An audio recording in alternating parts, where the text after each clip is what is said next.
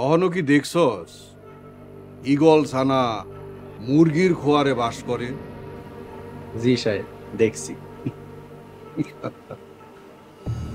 কই দেখছস? এই যে আপনার সামনে খাড়ায় আছে।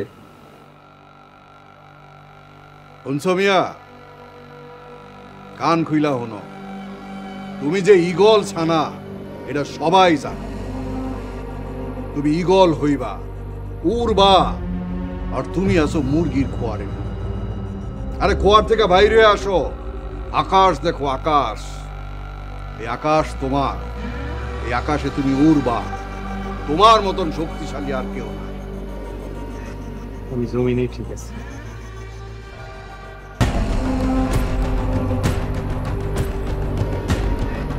তোমার বাপ আছিল সিংহ। সেই সিংহ একবার গর্জন করলে 10 গ্রামের মানুষ ভয়ে দরজা জানালা বন্ধ করে থাকত। আর সেই সিংহের ঘরে তুমি জন্ম নিয়া কৃষি কাম করতেছ। কেন, কৃষিকাজে অসুবিধা কি? আরে মিয়া, তোমার পূর্বপুরুষরা ছিল শিকারী, বর্বর।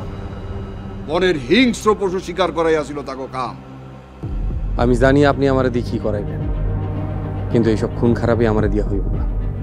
আমি আমার মাকে নিয়ে সুখে শান্তিতে থাকতেছি। এটাই তোমার শেষ কথা? এইটাই শেষ কথা। সময় আছে, আরো একবার ভাইবা দেখো ভাই। আমি মায়ের কাছে ওয়াদা করছি, ওয়াদার পর খেলাপ করতে পারবো না।